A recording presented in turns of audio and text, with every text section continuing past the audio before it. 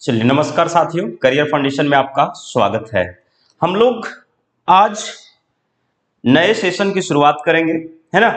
और आप सभी जानते हैं कि हम लोगों का जो ये सेशन होगा पीजीटी के लिए होगा। उम्मीद करता हूँ सभी लोग तो हिस्ट्री के ही होंगे, है ना। कोई वैसे नहीं कि दूसरे सब्जेक्ट वाले भी हिस्ट्री में आ गए पीजीटी। पीजीटी कहने का मतलब ये है कि आप +2 का टीचर बनेंगे, है ना। और +2 का टीचर कहने का मतलब ये है कि भाई कितना पढ़ना है, कैसा नॉलेज चाहिए, उसके हिसाब से सिलेबस हमें दे दिया गया है ना। सिलेबस की चर्चा हमने यूट्यूब पर कर रखा है, आप चाहे तो वहां से देख सकते हैं कि कितना बड़ा सिलेबस है। और संभवतः मैं दावे के साथ कहता हूं कि जो लोग अगर हल्के में ले रहे होंगे उनके लिए ये दिक्कत जरूर करेगी सिलेबस के हिसाब से। सिलेबस में हमें इंडियन हिस्ट्री भी पढ़ना है, वर्ल्ड हिस्ट्री भी पढ़ना है, नो डाउट। और इंडियन हिस्ट्री में लगभग कोई ऐसा पार्ट नहीं है जो आपके लिए छोड़ दिया गया हो। सारा का सारा पढ़ना है, उत्तर भारत से लेकर के दक्षिण भारत तक का इतिहास पढ़ना है ना। और इसके अलावे मॉडर्न हिस्ट्री पढ़ना है वर्ल्ड में। तो मॉडर्न हिस्ट्री का भी सिलेबस जो वर्ल्ड का है वो बहुत बड़ा है। कुल मिलाकर के कहें तो 2 पार्ट में हमें पढ़ना है, ठीक है। खैर, आप सबों को डरने की बात नहीं है, हम लोग समय से पहले खत्म कर देंगे पूरे सिलेबस एक बार पढ़ के। फिर सिलेबस पढ़ने के बाद चैप्टर वाइज हम लोग कोशिश करेंगे कि वहां से जो सवाल बनाए जा सकते हैं उसको भी प्रैक्टिस कर लेंगे, है ना। और आने वाले समय में जब एग्जाम आने वाला समय होगा तो हम लोग यही ध्यान रखेंगे कि लास्ट समय में नोट्स को रिवीजन करेंगे और प्रैक्टिस सेट ज्यादा से ज्यादा बनाएंगे। खैर, ये आपके ऊपर जिम्मेदारी नहीं है, मेरे ऊपर जिम्मेदारी है। आपको सिर्फ जितना कहते जाएंगे उतना करते जाना है, रिजल्ट निश्चित रूप से होगा, कैसे नहीं होगा। आपने 2 साल बीएड करने में दिया, वो समय 2 साल पीजी करने में दिया है, तो भाई वो जो 4 साल का अनुभव रहा है वो अनुभव अब बच्चों में दीजिए, अपना एक्सपीरियंस बच्चों में बांटिए, है ना। और उसके लिए आपको शिक्षक बनना होगा। तो चलिए, हम लोग सबसे पहले डिसाइड कर लेते हैं, एक मोटा मोटी दिमाग में फ्रेमिंग बना लेते हैं कि हम लोग कैसे पढ़ेंगे, किस तरह से इतिहास को पढ़ेंगे, है ना। तो देखिए, बहुत अच्छा है, हम लोग सिलेबस जान रहे हैं, आप सभी कोई जान रहे हैं सिलेबस, नो डाउट, है ना। सिलेबस में हमें भारतीय इतिहास पढ़ना है, भारतीय इतिहास पढ़ना है, और इसके साथ साथ हमें विश्व इतिहास पढ़ना है। अब विश्व इतिहास जब पढ़ना है तो विश्व इतिहास में हमें क्या पढ़ना है भाई, सिर्फ आधुनिक, है ना, आधुनिक आधुनिक इतिहास पढ़ना है, ठीक है। तो ये भी ध्यान में रहेंगे। अब विश्व इतिहास और भारतीय इतिहास दोनों का पढ़ना है। साथ ही साथ हम लोगों ने देखा सिलेबस में 4 यूनिट है, तो 3 यूनिट सिर्फ आप देखेंगे तो सिर्फ इससे है, और 1 यूनिट जो है ना, 1 यूनिट इससे है। आप लोग हड़बड़ाइए नहीं, धीरे धीरे चलेंगे और जैसे सेशन शुरू हो जाएगा फिर एकदम रेस पकड़ लेंगे हम लोग। 3 यूनिट में हम लोगों को यहाँ क्या क्या पढ़ना है, तो आपको बता दें ये 3 यूनिट में प्राचीन भारत है ना, प्राचीन भारत का इतिहास पढ़ना है। दूसरा, मध्यकालीन भारत का इतिहास पढ़ना है, मध्यकालीन भारत का इतिहास पढ़ना है। और तीसरा आप देखते हैं तो आधुनिक भारत का इतिहास पढ़ना है, आधुनिक भारत का इतिहास पढ़ना है। सिलेबस बनाने वाले को लगता है कि पता नहीं उसको कितना नॉलेज चाहिए +2 के टीचरों को, है ना, वो तो पूरा का पूरा कह दिया पढ़ के दीजिए, कोई बात नहीं। कुल मिलाकर के हम लोग देखें तो ये 12 से लेकर के पीजी तक का सिलेबस इसमें शामिल है। लगभग टॉपिक आप देखेंगे इसमें शामिल है। वर्ल्ड हिस्ट्री आपको ग्रेजुएशन में भी पढ़ना है, वर्ल्ड हिस्ट्री 12th में भी पढ़ना है, वर्ल्ड हिस्ट्री आपको पीजी में भी पढ़ना है। तो कुल मिलाकर के कहें हम लोगों को वर्ल्ड हिस्ट्री यहां पे पढ़ना है। तो ये हो गया हमारा यूनिट, ठीक है, 1। और 3 यूनिट हमारा हो गया भारतीय इतिहास से। ये यूनिट अब आसान लगने लगा देखने में कि ओ सर इतना ही पढ़ना था, ऐसा सिलेबस देख करके लगा कि समुद्र है। नहीं, समुद्र नहीं है। हम लोग कोशिश करेंगे उसे कैसे सिंप्लीफाई किया जाए, कैसे कम किया जाए और स्कोरिंग ज्यादा किया जाए, ना, ज्यादा से ज्यादा स्कोरिंग किया जाए। अब देखिए, जब प्राचीन भारतीय इतिहास की बात करते हैं तो हम लोगों का शुरुआत होता है हर एक में स्रोत से। हम लोग स्रोत को नहीं इग्नोर करेंगे और स्रोत पढ़ना भी है। स्रोत यहां भी आपको पढ़ने को मिलेगा, स्रोत यहां पर भी पढ़ने को मिलेगा और स्रोत जो है यहां पर भी पढ़ने को मिलेगा। स्रोत हम लोग यहां पर नहीं पढ़ेंगे, है ना। वर्ल्ड हिस्ट्री में किसी भी प्रकार का स्रोत नहीं पढ़ेंगे, बल्कि वहां जो संबंधित चैप्टर होंगे उससे संबंधित जो जो बातें होंगी उसको पढ़ते चले जाएंगे। अब एक सवाल यहां पर आ गया, स्रोत की बात आ गया। क्या आ गया? स्रोत की। स्रोत हम लोग यहां देखेंगे और यहां भी देखेंगे, लेकिन सबसे महत्वपूर्ण बात हो जाती है कि जो प्राचीन भारतीय इतिहास का स्रोत है ना, उसको ज्यादा फोकस किया जाता है, क्योंकि वो हमारे सांस्कृतिक विरासत धरोहर है। हालांकि आधुनिक और मध्यकालीन को भी ज्यादा फोकस किया जाता है ना, तो हमेशा कोशिश करेंगे कि स्रोत को बढ़िया डिटेल से पढ़े, 2 क्लास 3 क्लास में पढ़े पूरा का पूरा, और फाइनली यहां से संभावित बनने वाले प्रश्न को भी देख ले कि किस तरह से प्रश्न पूछे जाएंगे। और अगर प्रीवियस ईयर में एक आध बार एग्जाम हुआ है तो उसमें देखेंगे कि सवाल पूछा है कि नहीं, और पूछा है तो कैसे पूछा है। ठीक, चलिए ये तो क्लियर हो गया। अब देखिए, हम लोग इससे पढ़ने से पहले, शायद आप सभी भी जानते हैं, नो डाउट, आप लोग अगर इतिहास के विद्यार्थी हैं तो निश्चित रूप से आप सभी भी जानते हैं, लेकिन थोड़ी सी बातों को रिवीजन करवा देता हूं। रिवीजन करने का मतलब है या ताजा तरीन करवाता हूं, है ना। जैसे इतिहास है, इतिहास को अगर हम लोग बेसिकली देखते हैं तो किस तरह से बांटा गया इतिहास। विद्वानों ने सोर्सेस के आधार पर इतिहास को विभाजन किया, है ना। जैसे जैसे उसमें बदलाव वगैरह दिखाई दिया, उसी आधार पर उसी को तर्ज देते हुए क्या किया है? बंटवारा किया है। अब इसमें हम लोग ज्यादातर देखते हैं तो ये 3 भागों में बांट दिया जाता है ना। कितने भागों में? 3 भागों में। सबसे पहला हम देखें तो प्रागैतिहासिक काल है। क्या है? प्रागैतिहासिक काल है। दूसरा अगर हम लोग देखें तो अर्ध ऐतिहासिक काल है। क्या है? अर्ध ऐतिहासिक काल है, ठीक है। और तीसरा देखें तो ऐतिहासिक काल है, ऐतिहासिक, ठीक है, ऐतिहासिक काल। अब ध्यान रखिएगा, इसकी डिफिनेशन ना जाने तो कोई दिक्कत नहीं, है ना। ऐसा नहीं कि डिफिनेशन क्या है सर बताइए, सभी कोई जानते होंगे, लेकिन ज्यादातर यहां कंफ्यूजन भी करते हैं लोग, किस चीज को किस कालखंड में रखें, है ना।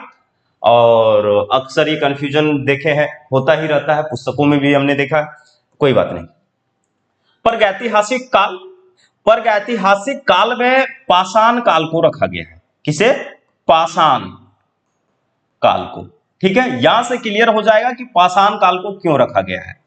अर्ध ऐतिहासिक काल में हम लोग देखते हैं तो 2 को रखा जाता है, एक हड़प्पा सभ्यता को, ठीक है, हड़प्पा सभ्यता, और दूसरा देखें तो वैदिक सभ्यता को, वैदिक सभ्यता को, ठीक है।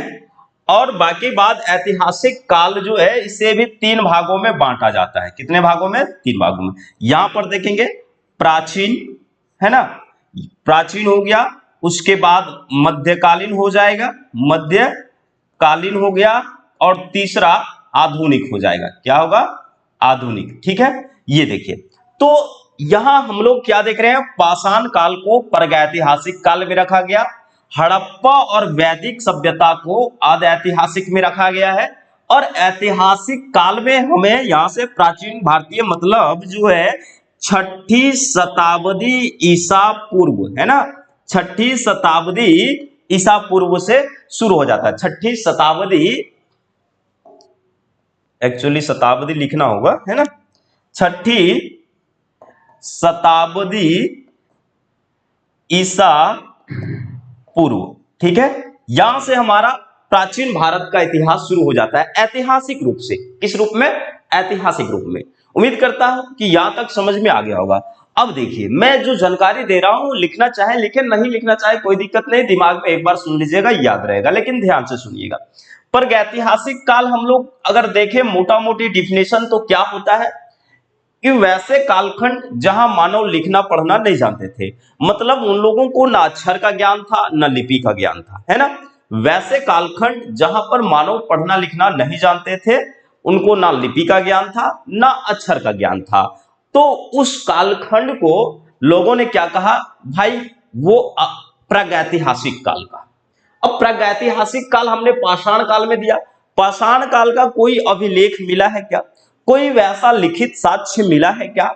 गुफा हो तो गुफा में चित्र मिला है, लिखित साक्ष्य नहीं मिला है ना।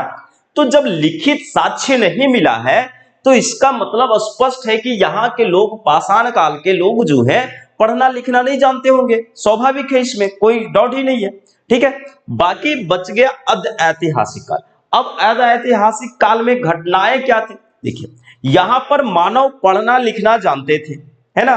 अध ऐतिहासिक काल हम लोग उसको कहेंगे जहां पर मानव पढ़ना लिखना जानते थे। क्या करते थे? पढ़ना लिखना जानते थे। तो वैसे कालखंड को अध ऐतिहासिक काल कहेंगे। अब देखिए, दुर्भाग्य ये कि पढ़ना लिखना जानते थे, लेकिन आज तक उनके पढ़े लिखे लिपि अक्षर को हमारे विद्वान नहीं पढ़ सके, है ना। अब तक इसकी अक्षर या लिपि को विद्वान लोग नहीं पढ़ सके। तो वैसे कालखंड को हम लोग क्या कहेंगे? अधैतिहासिक काल। ठीक है, जैसे हो सकता है उस समय के लोग पढ़ना लिखना जानते हैं, कोई कुट भाषा का प्रयोग करते होंगे, कोई कुट लिपि का प्रयोग करते होंगे और उसके माध्यम से वो आगे बढ़ाते होंगे, लेकिन आज तक उसके कुट या लिपि या भाषा को हमारे विद्वान नहीं पढ़ सके। कोई भी वैसा सफल नहीं हो सका। दुनिया का कोई भी ऐसा विद्वान नहीं है जो यहाँ के लिपियों के बारे में पढ़ सके, उनके भाषाओं को जान सके, है ना। तो भारत वाला, तो इसमें हमारा हड़प्पा आ जाता है। क्या आ जाता है? हड़प्पा। और दूसरा का आ जाता है वैदिक सभ्यता। अब देखिए, हड़प्पा से जो मिली है लिपि, तो वहां से आज तक पढ़ा नहीं गया। लोग कहता है पिक्टोग्राफी है, चित्रात्मक लिपि है, सर्पिलाकार लिपि है, बहुत सारे तरह के बातें आई उभर करके। हम लोग आगे सोर्सेस में पढ़ेंगे, स्रोत में पूरा डिटेल पढ़ लेंगे, है ना। तो यहां पर जो लिपियां मिली, वो लिपियां तो मिली, लेकिन विद्वान आज तक नहीं पढ़ पाए। ठीक उसी प्रकार से आप कहेंगे सर वैदिक सभ्यता, ज्यादातर अक्सर कंफ्यूजन लोगों को वैदिक सभ्यता से होती है कि वैदिक सभ्यता के तो वैदिक ग्रंथ है, 4 वेद है, यहाँ पर लोग लिखना जानते थे, पढ़ना जानते थे, फिर आप इसको अधैतिहासिक काल में कैसे कहते हैं? उनके वेद को लोगों ने पढ़ लिया, उनके वेद को लोगों ने जान लिया। आज तो सभी कोई जानते हैं वेद के बारे में, बहुत आसान हो गया उसको पढ़ना। तो फिर आप इसको अधैतिहासिक में क्यों रखते हैं, ऐतिहासिक काल में क्यों नहीं रखते हैं? ऐसे ही कहा, बहुत अच्छा है। झा श्री माली के बुक में स्पष्ट लिखा है कि हड़प्पा और वैदिक सभ्यता जो है वो अधैतिहासिक काल है, क्योंकि यहां लोग भले पढ़ना लिखना जानता हो, यहां पर वैदिक काल में ट्रांसफॉर्मेशन होता था, लोग एक पीढ़ी से दूसरे पीढ़ी में भेजते थे, और वैदिक साहित्यों की रचना बहुत बाद में जाकर के हुई। क्या हुआ? वैदिक साहित्यों की रचना वैदिक काल में नहीं हुआ, बल्कि बहुत बाद में जाकर के हुआ। ठीक है, तो ये वाला दो जो सभ्यता है, इसको अध ऐतिहासिक काल में रखते हैं। कंफ्यूजन क्लियर हो गया? एक झा श्री माली की एक पुस्तक आती है, 100 रुपए के आसपास होगा, हिंदी माध्यम से शायद निकलता है, या कोई निदेशालय से निकलता है। आप लोग चाहे तो उसको रख सकते हैं, और नहीं चाहे तो कोई दिक्कत नहीं। उसकी जो मटेरियल्स है, उसमें जो कंटेंट है, हम आपको उपलब्ध करवाएंगे क्लास के माध्यम से। ठीक है, चलिए, तो ये 2 हो गया। अब ऐतिहासिक काल 6ठी शताब्दी ईसा, है ना। 6ठी शताब्दी ईसा पूर्व से माना जाता है कि यहां पर लिपि का विकास हो चुका था, लोग लिख चुके थे, और लोग अब इसको पढ़ भी लिए हैं। जैसे आपको बता दें कि यहां पर एक ये अशोक का जो अभिलेख मिला, जिसको जेम्स प्रिंसेप ने सबसे पहले पढ़ दिया। ठीक है, क्या किया है? जेम्स प्रिंसेप ने पढ़ दिया। लेकिन ध्यान रखिएगा, वही झा श्री माली वाला पुस्तक में यहां पर नहीं लिखता है, वो अशोक के काल से लेकर के चलता है ऐतिहासिक काल। खैर, मानना उचित है ना। हम लोग देखते हैं कि अशोक के अभिलेखों पर जो लिखी हुई बात है उसको पढ़ लिया गया, तो उसके पहले का तो वैसा नहीं मिला। हाँ, महापाषाण और महास्थान नामक जगह से जो महास्थान अभिलेख मिला है, या ताम्रपत्र मिला है, सागौरा अभिलेख है ना, वो जो कि चंद्रगुप्त मौर्य से मैच करवाया जाता है। ठीक है, तो वो तो अशोक से पहले की है, बिंदुसार की वैसी कोई लिखित साक्ष्य नहीं मिली है ना। और वैसा अगर प्रमाण होता है तो हम लोग इसको चर्चा करेंगे। ठीक है, तो कहने का मतलब ये है कि आप देखेंगे तो हड़प्पा सभ्यता की लिपि नहीं पढ़ी गई, ठीक, लेकिन अशोक काल में जो लिखी गई, जो लिपियों का प्रयोग हुआ, विद्वानों ने उसे पढ़ा। जेम्स प्रिंसेप पहला व्यक्ति हुए जिन्होंने उनके लिपि को पढ़ दिया, पाली भाषा को पढ़ दिया। ठीक है, तो यहां से एक मान करके चलते हैं ऐतिहासिक कालखंड। ऐतिहासिक कालखंड कहते किसको है? वैसे कालखंड जहां मानव लिखना पढ़ना जानते थे और उसके लिखावट को, उसके पढ़ाई को विद्वानों ने हल कर लिया, उसके बारे में पढ़ लिया। तो आप देखिए, अशोक के कालखंड से शुरू अगर हम करते हैं, मौर्य काल से शुरू करते हैं, तो वहां के लोग पढ़ना लिखना जानते थे, है ना। वहां के लोग जो है पढ़ना लिखना जानते थे और उसके बाद अभी वर्तमान के विद्वानों ने भी उसके लिखावट को पढ़ लिया, उसके बारे में जानकारी प्राप्त कर ली। ठीक है, तो वैसे कालखंड को हम लोग ऐतिहासिक कालखंड में रखते हैं। उम्मीद करते हैं तीनों का तीनों पहले समझ में आ गया होगा। कैसे हम लोग विभाजन करेंगे ये बात भी आपको समझ में आ गया होगा। मैं एक बार फिर आपको रिवीजन करवा देता हूं इन शॉर्ट में। देखिए, हर एक चीज को पूरा बारीकी से ध्यान देते चलिएगा। हो सकता है आप जिस बात को इग्नोर कर रहे हैं उसी बात से सवाल पूछ दिया जाएगा, नो डाउट, है ना। आप वैसे चीजों को देखिएगा जहां से आप उम्मीद नहीं कर सकते थे कि हमने पढ़ा था लेकिन बारीकी से नहीं पढ़ा, भूल हुई, जिसके चलते वहां से हमारा क्वेश्चन गलती हो गया। तो ये नहीं होना चाहिए। हमने कहा कि जहां मानव पढ़ना लिखना नहीं जानते थे वैसे कालखंड को हम लोग प्रागैतिहासिक काल में रखेंगे। जहां मानव पढ़ना लिखना जानते थे और हमारे विद्वान अब तक नहीं पढ़ पाए हैं, दुनिया का कोई माई का लाल ऐसा पैदा नहीं लिया जो उसको पढ़ सके, वैसे कालखंड को ऐतिहासिक कालखंड में रखेंगे। और उसके बाद वैसा कालखंड जहां मानव पढ़ना लिखना जानते थे और उसके पढ़ने लिखने की लिपि, अक्षर जो भी है ना, भाषा, सारे चीजों को आज के विद्वानों ने पढ़ दिया, उससे संबंधित जानकारियां प्राप्त कर ली, वैसे कालखंड को ऐतिहासिक कालखंड में रखेंगे।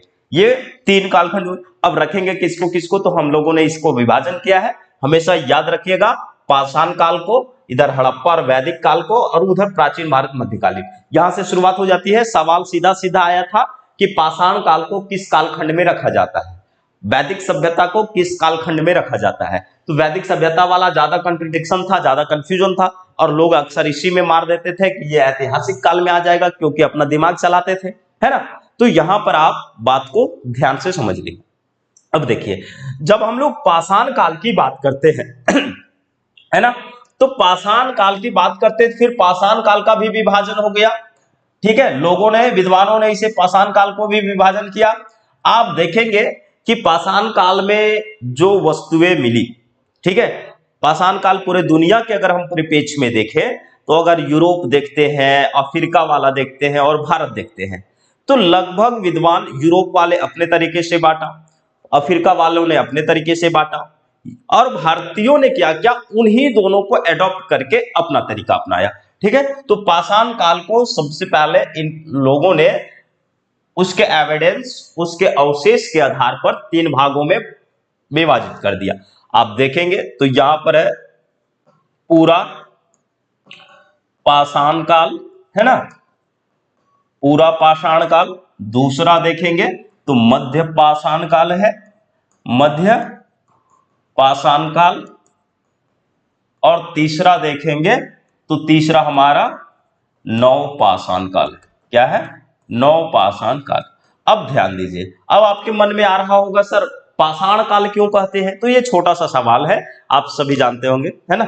पाषाण काल क्यों कहते हैं, तो भाई यहां जो मानव थे, जो इनके जीवन जीने की तौर तरीका थी, या फिर अपने जीवन में जो भी वस्तुओं का उपभोग किए, उनमें से सिर्फ और सिर्फ इनके द्वारा जो पाषाण वस्तुओं का प्रयोग किया जा रहा था वही एविडेंस मिला है ना।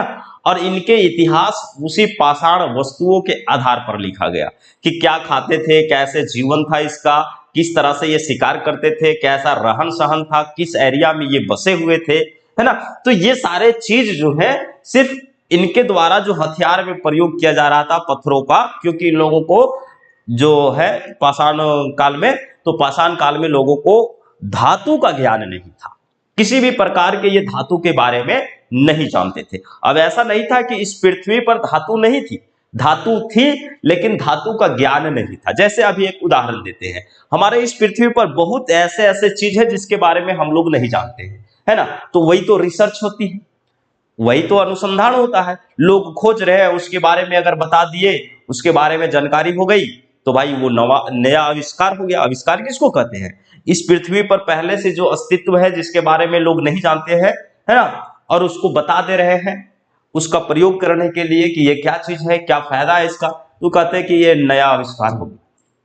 ठीक, तो उसी तरह से पाषाण काल के जो लोगों का जीवन था, उन लोगों का जीवन बड़ा गजब का था। इन लोगों को धातु की ज्ञान नहीं थी, लगभग चीजों की ज्ञान थी लेकिन धातु की ज्ञान नहीं थी।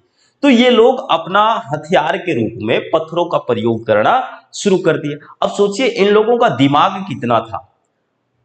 उस समय में वैसे पत्थरों को खोजते थे जो शिकार करने में आसानी होता था, है ना, वैसे पत्थरों को खोजते थे जो शिकार करने में आसानी होता था। तो हम लोग इस कंसेप्ट से ये भी याद कर लेंगे कि आखिर कौन से पत्थरों को ये अपने हथियार में प्रयोग करते थे और वो कौन कौन से पत्थर कहां कहां पाया जाता था। तो संभवतः पाषाण काल के लोग उसी उसी साइड में बसे होंगे, है ना। जब हम लोग पाषाण काल पढ़ेंगे वहां इसको क्लियर करेंगे और उस चीजों की चर्चा करेंगे। ठीक, लेकिन अभी बस केवल ध्यान रखिए और थोड़ी सी बातों को समझ लीजिए। अब पूरा पाषाण काल को विद्वानों ने 3 युग भागों में बांटा। कहा जाता है कि सबसे ज्यादा दिन मानव इसी में बिताए। बड़ा संघर्ष का जीवन था, हिम युग का स्थिति था, सबसे ज्यादा दिन मानव जो है इसी में व्यतीत किया। ठीक है, ये मध्य पाषाण काल को लोग संक्रमित काल कहते हैं कि पूर्व पाषाण काल समाप्त हो रही थी और नव पाषाण के दौर में ये प्रवेश कर रहे थे। वहां थोड़ी सी ब्रेक आई थी जिसको विद्वानों ने मध्य पाषाण काल कहा। और ये ब्रेक कैसे दिखाई दी? तो बेसिकली हथियार में बदलाव, है ना। यहाँ के जो हथियार मिलते चले गए वो धीरे धीरे में देखा उसमें परिवर्तन आ रहा है। एक लंबे समय के बाद यहाँ सूक्ष्म हो गया, फिर यहाँ पर नए आविष्कार हुए। चलिए ध्यान रखिएगा। तो इसे 3 भागों में बांटा। अब इसमें क्या किया कि निम्न हो गया, निम्न पूरा पाषाण काल हो गया, है ना, निम्न पूरा पाषाण काल, फिर मध्य पूरा पाषाण काल, मध्य पूरा पाषाण काल, ध्यान रखिएगा, और उच्च पूरा पाषाण काल। ठीक है, उच्च पूरा पाषाण काल। तो ये 3 भागों में बांटा। क्लियर? पाषाण काल समझ गए कैसे विभाजन किया गया है इतिहास में, एकदम इजी वे में याद हो जाएगा। फिर यहां पर हम लोग इसकी विशेषता वगैरह पढ़ेंगे, उस समय समझ लेंगे। अब देखिए हम लोग बातें करें अध ऐतिहासिक को। किसको? अध ऐतिहासिक, है ना, अध ऐतिहासिक। तो अध ऐतिहासिक में हम लोग क्या देख रहे हैं कि यहां पर भी 2 भागों मतलब 2 सभ्यता को रखा गया। इधर आप देखते हैं तो हड़प्पा सभ्यता है। क्या है? हड़प्पा सभ्यता है। ठीक है, हड़प्पा सभ्यता है। और यहां पर आप देखेंगे तो वैदिक सभ्यता है। क्या है? वैदिक सभ्यता है।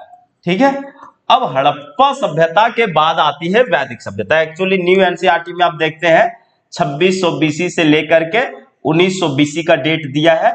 पहले जो था वो माना जाता था 2350, है ना, बीसी से लेकर के कितना 1750 बीसी तक। खैर जब इसको पढ़ेंगे तो हम लोग अप्रोचेज देख लेंगे कि कौन विद्वान कौन सा डेट देते हैं। ये न्यू एनसीईआरटी में था और ये वर्ल्ड एनसीईआरटी में था। ठीक है, चलिए अब देखिए वैदिक काल को 2 भागों में विद्वानों ने विभाजित किया। कितना भागों में? 2 भागों में विभाजित किया। और पूरा वैदिक काल को आप देखते हैं तो 1500 बीसी से लेकर के ये कितना तक है? तो भाई 500 बीसी तक। कितना? 500 बीसी तक। ठीक है, 500-600 बीसी तक मान लेते हैं। तो पूरा का पूरा ये जो था 1000 का कालखंड रहा है। जैसे 1500 बीसी से आप लेंगे, 1500 बीसी से लेंगे तो ये 1000 बीसी तक है। कितना तक है? 1000। और ये 1000 से मानते हैं बीसी से लेकर के 500 बीसी तक। ठीक है, 500 बीसी तक। अब यहां पर ध्यान रखिए, ये जो है आपका इसको कहा गया वैदिक का, ऋग्वैदिक का। क्या कहा गया? ऋग्वैदिक काल। और यहां पर आप देखते हैं इसे कहा गया उत्तर वैदिक काल। उत्तर वैदिक काल। अच्छा, उत्तर वैदिक या ऋग्वैदिक काल क्यों कहा गया? क्योंकि यहां के इतिहास जानने का जो सबसे प्रमुख स्रोत है वो वेद है। क्या है? वेद है। और 4 वेद है। कितने वेद हैं? 4 वेद हैं। चारों वेदों को अगर आप देखते हैं तो इसमें सबसे प्राचीन वेद आपका ऋग्वेद है। क्या है? ऋग्वेद है। और इस ऋग्वेद की जो रचना काल है वो लगभग 1500 बीसी से लेकर के 1000 बीसी के आसपास तक का है। तो विद्वानों ने इस कालखंड को, ये जो 500 का कालखंड है, 500 का जो समय रहा है, ये 500 का समय क्या कर दिया विद्वानों ने, इसका नामकरण कर दिया कि ये ऋग्वैदिक सभ्यता है ना। क्या है? ऋग्वैदिक सभ्यता है। और इसके बाद जो वैदिक साहित्यों की रचना हुई 1000 ईसा पूर्व के बाद का, तो उसको विद्वानों ने कहा ये उत्तर वैदिक सभ्यता है। क्या है? उत्तर वैदिक सभ्यता है। उम्मीद करता हूं कि आपको ये विभाजन समझ में आ गया होगा, पहले से भी ये विभाजन जानते होंगे। ठीक है, इसी तरह से आगे चलेंगे। अब हम लोग प्राचीन एंशिएंट वो जब पढ़ेंगे तब फिर वहां पर विभाजन करेंगे। अब हम लोग बात करें कि जो आज के सेशन शुरू करेंगे वो कहां से करेंगे, तो हम लोग आज का सेशन स्रोत से शुरू कर रहे हैं। कहां से कर रहे हैं? स्रोत, है ना। आज के सेशन जो हम लोग शुरू कर, हो सकता है क्लास थोड़ी सी लंबी हो, कोई दिक्कत नहीं है, लंबी होगी, फर्स्ट क्लास है, मैनेज कर लीजिएगा। उसके बाद में आपको वही साइंटिफिक क्लास देंगे कि जितना मानव के ब्रेन में मतलब क्या करते हैं उसको स्थित करता है, एक क्लास जितना देर वो रह सकता है उतना ही देर का क्लास देंगे। अब जब हम लोग स्रोत देखते हैं, क्या है स्रोत भाई?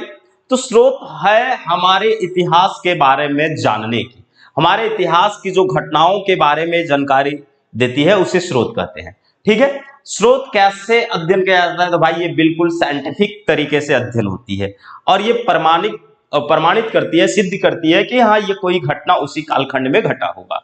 ठीक है, ये स्रोत कई प्रकार के हो सकते हैं, ये स्रोत कई प्रकार के हो सकते हैं। जैसे फिर से समझिए, स्रोत कहने का मतलब यह है कि जो हमारे अतीत के बारे में बताए, जो हमारे अतीत के बारे में बताए, चाहे जो भी चीज हो, अगर कोई वैसा चीज जिससे हमारे अतीत के बारे में जानकारी देता है वो स्रोत हो जाता है, एविडेंस हो जाता है। क्या हो जाता है? एविडेंस हो जाता है, सोर्सेस हो जाता है। अब मान लेते हैं कि कालिदास ने एक पुस्तक लिखी, ठीक है, बहुत सारे पुस्तक लिखी कालिदास ने उस समय में। अब कालिदास का कोई पुस्तक आज अवेलेबल है, आज लोग उसके बारे में जानते हैं, तो वो बताता है कि एक समय था जो इतना शताब्दी या ईसा पूर्व का कालखंड रहा था, उस समय में ये राजा राज करता था, वहां की स्थिति ऐसी थी, सामाजिक स्थिति इस तरह से चलती थी, राजनीतिक स्थिति इस तरह से चलती थी और प्रशासनिक व्यवस्था इस तरह से संचालित किया जाता था। तो वो हमें अतीत के बारे में बता रहा, हमारा उस समय की कालखंड के बारे में बता रहा है, तो हमारा वो क्या हो जाएगा? स्रोत हो जाएगा। क्या हो जाएगा? स्रोत हो जाएगा। अगर कोई वैसे खंडर जो कुषाण डायनेस्टी में बनाया गया हो और उसका आज भी अस्तित्व है, भले वो खंडर जो है भग्नावशेष में है, मतलब कि वो थोड़ा सा बिगड़ बढ़ गया, थोड़ा बहुत उसका रूप है, तो उसके अध्ययन करके, अध्ययन कैसे करेंगे?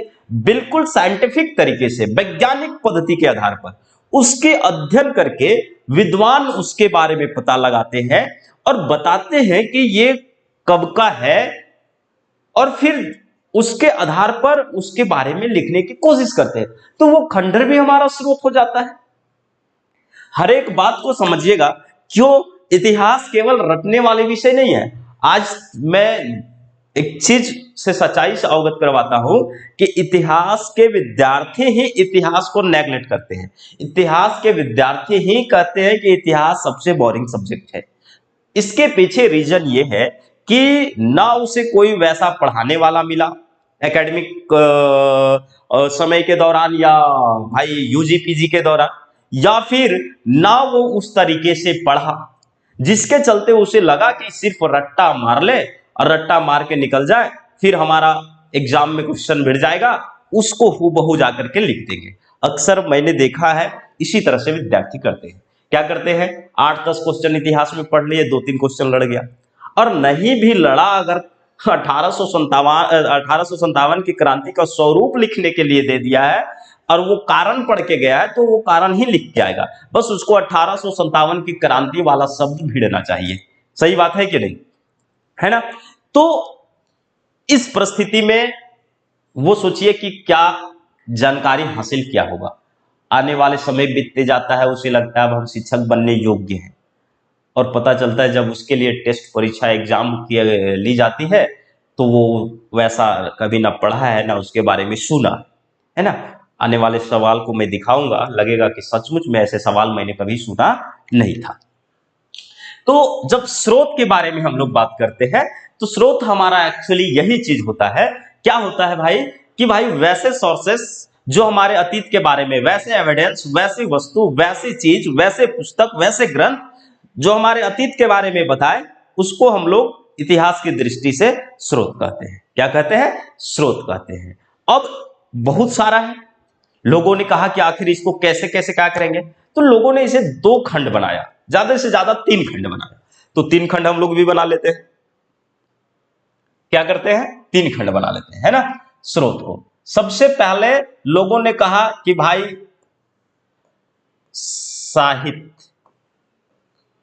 साहित्यिक स्रोत। कहा कि वैसे जो पुस्तक के माध्यम से मिलता हो, है ना, वैसे स्रोत, चाहे कालिदास का हो, चाहे वसुबंधु का हो, चाहे वराहमिहिर का हो या आर्यभट्ट का हो, जिसके भी द्वारा लिखा गया ग्रंथ हो, वो सारे ग्रंथों को हम लोग क्या करेंगे? लिटरेरी सोर्स में रखेंगे। ठीक, चलिए, तो साहित्यिक स्रोत एक हो गया। दूसरा कहा कि वैसे एविडेंस जो भौतिक अवशेष हो, जैसे मान ले खंडर है, शिलालेख है, सिक्के है, या मंदिर हो या मस्जिद हो, जो भी हो, है ना, वैसे भग्नावशेष, उन सारे को हम लोग पूरा तात्विक स्रोत में रखते हैं। पूरा तात्विक, पूरा मतलब प्राचीन, है ना, तात्विक, पूरा तत्व मतलब वैसे स्रोत जो भाई भौतिक अवशेषों से जुड़ी हो, उसको हम लोग पूरा तात्विक स्रोत में रखेंगे। पूरा तात्विक, ठीक है, पूरा तात्विक स्रोत में रखेंगे। अब देखिए, विद्वानों ने कहा कि उस समय में विदेशी लोग भी आते थे, जाते थे, चाहे वो व्यापार करने के लिए आए, चाहे वो धर्म की मतलब धर्म सीखने के लिए आए, धर्म की जानकारी के बारे में सीखने आए, विजिट करने के लिए आए, भौगोलिक स्थिति को जांच करने के लिए आए, जैसे भी हो, जिस तरह से हो, जो भी उद्देश्य रहा हो, उन लोग जब आते थे तो उन लोग भी अपने डायरी वगैरह में मेंशन करते थे। वो लोग भी लिखा करते थे। क्या करते थे? वो लोग भी लिखा करते थे। तो बोला कि उसके माध्यम से भी तो हमें भारतीयों के इतिहास के बारे में जानकारी मिलती है। मान लो हेनसांग आया, हुआयान आया, या फिर अब्दुल रजाक आया, नूनीज आया, बर्नियर आया, जो भी विदेशी भारत में आए, उन लोगों ने भी बहुत कुछ लिखा। अब मेगास्थनीज, उन्होंने भारत में रह गया तो उन्होंने इंडिका लिख दिया। तो वो इंडिका क्या लिखा? गाना लिखा, बजाना लिखा नहीं, वो यहां के बारे में लिखा। तो वो भी तो हमारे भारतीय इतिहास के बारे में जानकारी देता है। तो लोगों ने कहा कि एक काम करते हैं, अगर हम लोग यहां पर साहित्यिक स्रोत में उसको रखते हैं तो फिर बड़ा खिचड़ी परोस हो जाएगा। इसको एक अलग वर्ग बनाते हैं और इसको लिख देते हैं विदेशियों का आत्रा वृत्तांत, है ना, विदेशियों का आत्रा वृत्तांत। क्या करते हैं? विदेशियों का आत्रा वृत्तांत। अब जितने भी विदेशी आए होंगे, चाहे यूनान से आए, चाहे चाइना से आए, चाहे अरब से आए, सारे लोगों को हम लोग अलग अलग कर लेंगे और देखेंगे कि चाइना से कौन कौन लोग आए थे और उन्होंने कौन कौन सी पुस्तकों की रचना की और उसमें कौन कौन सी बातें वर्णन किया। चाहे यूनान से लोग आए तो यूनान से आने वाले लोग में से कौन कौन हो जाएंगे, उन लोगों ने क्या क्या लिखा भारत के बारे में, इन सारी चीजों को हम लोग अलग कर लेंगे। और यहां से सवाल इन्हें बना देता है, कभी कभी पूछ भी देता है कि कौन ऐसे यूनानी यात्री था जो मेगा मतलब भारतीय विद्वानों के, भारतीय राजाओं के बारे में जानकारी देता है। हो सकता है आपसे डीपली ले जाए और पूछे कि कौन ऐसा विदेशी यात्री था जो कि सम्राट अशोक के मुद्रालय के बारे में जानकारी देता है। तो उस परिस्थिति में क्या होता है कि हम लोग जब वहां डिटेल देख लेते हैं तो आसान हो जाता है समझना। क्यों आसान हो जाता है? क्योंकि हो सकता है जैसे आत्रा वृत्तांत, आत्रेय आया, अब दिल्ली गया। अभी हम लोग थोड़ा सा उदाहरण ले लेते हैं नजदीक वाला। दिल्ली गया, अभी आप दिल्ली घूमने जाते हैं, ठीक है, चाहे आप दूसरे देश जाते हैं या दूसरा देश वाला दिल्ली आता है। अब दिल्ली आया तो दिल्ली में भाई वो गांव में भी गया होगा, दिल्ली में गया तो बोला होगा कि अरे यहाँ तो भारत का जो मेन प्रधानमंत्री होता है उसका आवास है, राष्ट्रपति है उसका आवास है, वो लिखेगा ना, ठीक है। अब वो लिखेगा, बोलेगा हम आए थे, हम जब आए थे तो इस प्रधानमंत्री आवास में नरेंद्र मोदी जी नाम का एक व्यक्ति था जो उसमें प्रधानमंत्री पद पर थे, तो उसका समकालीन हो गए वो, उसके बारे में वो जानकारी दिया। उसी तरह से आप देखते हैं प्राचीन जो विदेशी यात्री आते हैं लिखते हैं, तो उसमें आप देखेंगे बहुत सारे भारतीय राजाओं का वो नाम का वर्णन करते हैं, उसके राजमहल के बारे में बताते हैं कि उसका राजमहल इतना अच्छा है, उसके राज्य में शांति व्यवस्था थी, उसके राज्य में इतने मंदिर थे, इस तरह से टकसाल था, इस तरह से सुरक्षित व्यवस्था था, इनका राज्य जो है इस राज्य से हमेशा शत्रुतापूर्ण भाव रखता था। तो वो राज्य या उस समय की परिस्थिति के बारे में जब बता रहा है तो स्पष्ट है भाई कि वहां पर हमें उसके समकालीन के बारे में, वो उसका समकालीन रहा होगा तभी तो वो आया। हाँ, बहुत सारे विद्वान हैं कि कुछ साहित्यिक सोर्सेस जो उसके पूर्वज आए उसके एविडेंस को आधार बना करके भी लिखा। ठीक है, चलिए, तो साहित्यिक स्रोत हो गया। अब साहित्यिक स्रोत, पुरातात्विक स्रोत और विदेशी यात्रियों का यात्रा वृत्तांत, हम लोग आ रहे हैं मेन टॉपिक पे, है ना। अब इसको भी विद्वानों ने कहा कि अलग अलग कर दीजिए। होता क्या है कि हमारा बहुत सारे भारत में साहित्य है ना, भरमार है, वैदिक ग्रंथ है, वैदिक ग्रंथ के अलावे जैन साहित्य है, बौद्ध साहित्य है, इसके अलावे आप देखेंगे दरबारी कवियों या दरबारी इतिहासकारों के द्वारा कई पुस्तकें लिखी गई, कई राजा इसमें स्वयं दिलचस्पी लिए और राजाओं ने पुस्तकों की रचना किया। तो लोगों ने कहा आखिर इसको और सिंप्लीफाई कैसे किया जा सकता है, तो सिंप्लीफाई करने के लिए साहित्यिक स्रोत को यहां पर दो भागों में बांट दिया। ध्यान से समझिएगा, आपको हालांकि ये सारे नोट्स में मिलेगा, ऐसा मत सोचिएगा कि नहीं मिलेगा। एक बोला वैसे साहित्य जो धर्म से रिलेटेड है, जो धर्म के विषय में है ना, किसी स्पेशल धर्म से संबंधित है और किसी वो स्पेशलिस्ट धर्म के बारे में और पूरे समाज के बारे में था, तो उसको कहा कि एक ऐसे लिटरेचर को, ऐसे लिटरेरी सोर्स को हम लोग धार्मिक साहित्य के रूप में जानेंगे या धार्मिक साहित्य में रखते हैं, है ना, धार्मिक साहित्य में। और दूसरा वैसे जिसका धर्म से कोई लेना देना नहीं था, है ना, जिसका धर्म से कोई लेना देना नहीं था, हम लोग उसको गैर धार्मिक में रखेंगे। क्या करेंगे? गैर धार्मिक में रखेंगे। अब विद्वानों ने कहा ठीक है भाई, धार्मिक और गैर धार्मिक में भी रखते हैं। यहां से सवाल आपको नहीं आएंगे, लेकिन हाँ, कैसे इतिहास पढ़ना है, तरीका क्या होना चाहिए, क्लियर हम लोग कैसे चलेंगे एक एक बात को करके, इस चीज को ध्यान रखिएगा। अब गैर धार्मिक, अब विद्वानों ने कहा कि भाई यहां पर भी बहुत सारे धर्मों का विकास हुआ।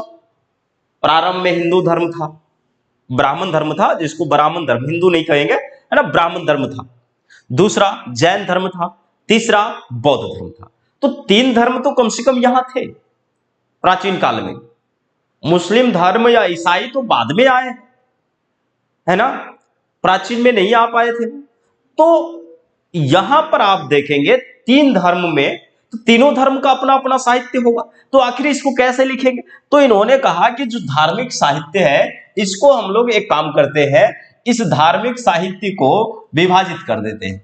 क्या करते हैं? धार्मिक साहित्य को विभाजित कर देते हैं। और विभाजन कैसे करेंगे? तो एक लिख लेते हैं ब्राह्मण ग्रंथ, क्या करते हैं? ब्राह्मण ग्रंथ लिख देते हैं, है ना, ब्राह्मण ग्रंथ जो इससे संबंधित होगा, और दूसरा हम लोग कर देते हैं गैर ब्राह्मण, जो ब्राह्मण ग्रंथ नहीं होंगे, गैर ब्राह्मण। ठीक है, ध्यान से समझने की कोशिश कीजिएगा।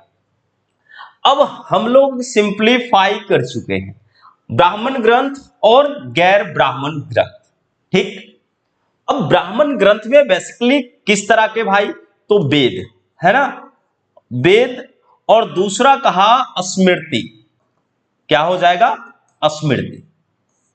ठीक है, आप बात को समझने की कोशिश कीजिएगा। यहां पर वेद और स्मृति, तो इसको हम लोग कौन कौन से चीजों को किस श्रेणी में रखेंगे उसके बताएंगे।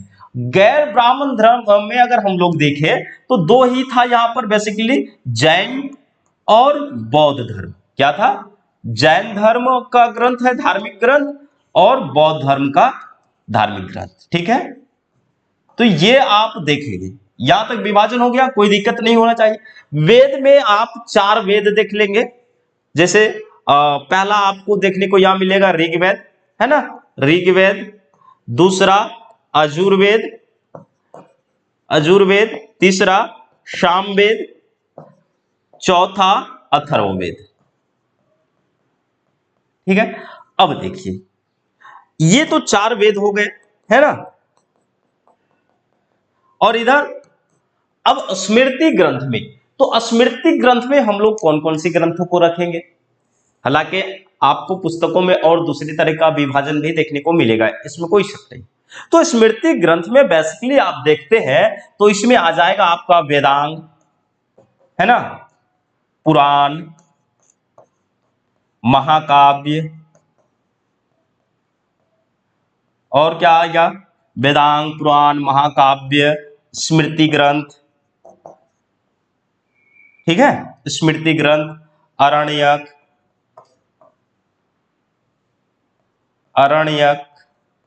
उपनिषद,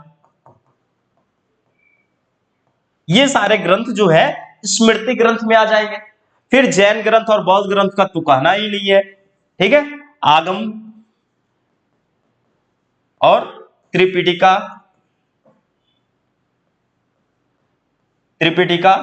तो इस तरह के और हैं, ऐसा नहीं कि इतना ही है, सिर्फ बहुत सारे ग्रंथ हैं। हम हर एक ग्रंथ के बारे में लिखवाएंगे, आपको समझाएंगे, और सवाल एकदम आता है तो हम लोग उसको हमेशा ध्यान में रखेंगे। ठीक, तो हम लोगों ने देखा वेद।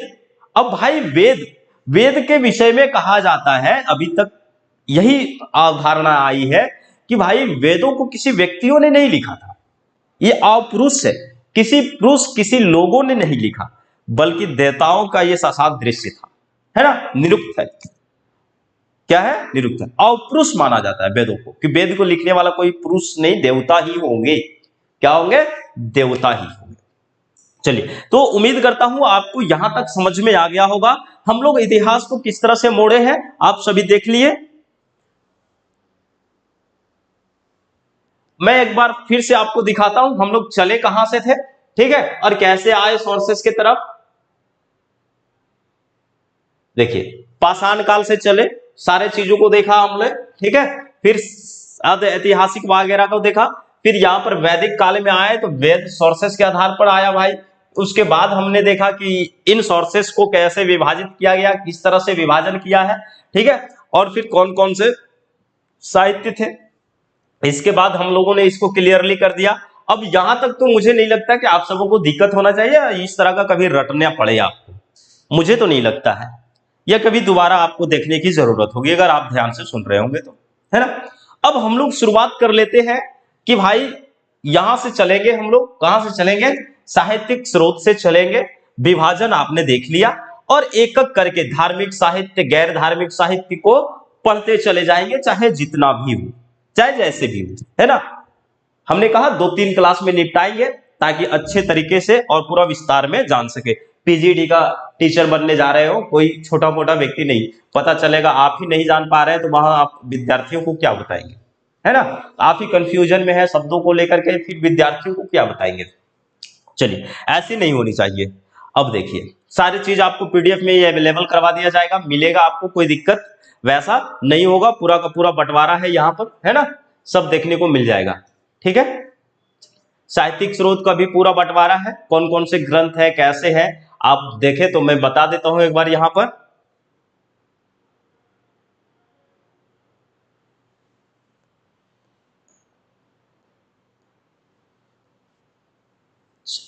यहां देखिए, धार्मिक साहित्य में ब्राह्मण ग्रंथ, गैर ब्राह्मण ग्रंथ, वैदिक साहित्य, महाकाव्य, क्या है, महाकाव्य, पुराण, है ना, और स्मृति ग्रंथ।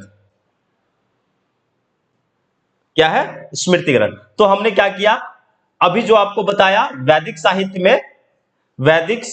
में आपको हमने क्या किया कि भाई वैदिक साहित्य बताते समय इसमें 4 वेदों को रख दिए, बाकी ये सारे चीजों को स्मृति ग्रंथ में डाल दिया। किस में डाल दिया, स्मृति ग्रंथ में। गैर ब्राह्मण में बौद्ध साहित्य और जैन साहित्य हो गया। अब देखिए, विदेशी जो यात्री है उनके लिए, तो विदेशी यात्री एक यूनान से आए थे हमारे भारत में उस समय, दूसरा चीन से बड़ा रेस में आ रहे थे, तीसरा अरबवासी थे। कौन थे, अरबवासी। तो ये 3 जगह से आ रहे थे, ज्यादातर यूनान से आ रहे थे, चीन से आ रहे थे और अरबवासी। यूनान से आने वाले यात्रियों में आप देखेंगे तो बेसिकली कौन कौन से हैं, तो यूनान से आने वाले यात्रियों में जब आप देखते हैं तो यहां देखिए यूनान से आने वाले उस समय में हेरोडेटस थे जो लगभग 5वीं शताब्दी ईसा पूर्व में आए थे। ठीक है, हेरोडेटस है, मेगास्थनीज है, टॉलमी है, नियार्कस है, पेरिप्लस ऑफ द एरिथियन सी, इसका हालांकि राइटर का नहीं जानकारी है ना। पेरिप्लस ऑफ द एरिथियन सी के बारे में किसका ग्रंथ था, किसका ये डायरी था नहीं पता, लेकिन वो डायरी मिल गया। और वो एक्चुअली भारत के जो ये वाला मैप है तो ये वाला इस एरिया का व्यापारिक संबंधों के बारे में जानकारी देता है। पेरिप्लस ऑफ द एरिथियन सी के बारे में हम लोग चर्चा करेंगे। ठीक है, तो यहां आप देख पा रहे हैं हमने क्या कहा कि भाई जो यूनान से आने वाले थे, हेरोडेटस हो गए, मेगास्थनीज हो गए, टॉलमी हो गए, नियार्कस हो गए, पेरिप्लस ऑफ द एरिथियन सी नामक ग्रंथ हो गया जिसके राइटर के बारे में नहीं पता। फिर टेसियस है, कौन है? टेसियस, कम से कम इतना जानकारी होनी चाहिए। इसके बाद आप देखते हैं चाइना से तो फाइयान है, हेनसांग है, त्सिंग है, लविली है और सुंगपुन है। इसके अलावे भी और है तो हम लोग उसके अलावे और लोगों को बारे में जानेंगे। कम से कम यहाँ एक डाटा है। अब अरबी ग्रंथ है या अरब से आने वाले लोगों में आप देखें तो अलबरूनी है, अलमसूदी है, सुलेमान है, ठीक है, अलवी लासी है, ये सारे लोग अरब से आने वाले थे। हो सकता है आपसे सवाल बनाए कि निम्नलिखित में से कौन यूनान का यात्री नहीं था। तो यूनानी यात्री में से आपको यहां पर एक ऐसे व्यक्ति, जैसे आपको अल मसूदी डाल दे सकता है, हो सकता है अलवी लासी को दे दिया जाएगा, क्योंकि चाइना वाला के बारे में सब कोई जानता है। चाइना को कभी यूनान वाले में आपको छांटने के लिए नहीं देगा, है ना। आप सीधे सीधे जान जाएंगे कि ये चाइना वाले लोग हैं। लेकिन यूनानी में और अरब यात्री में, ये दोनों में कंफ्यूजन के लिए आपको चयन करने के लिए दे दिया जा सकता है। तो ये सब अब रटना होगा क्या सर? रटना नहीं होगा यार, बस मेरे साथ बने रहे और दिमाग से बातों को समझते जाइए, है ना, सुनते जाइए। समझा तो मैं रहा हूं, समझना तो है नहीं।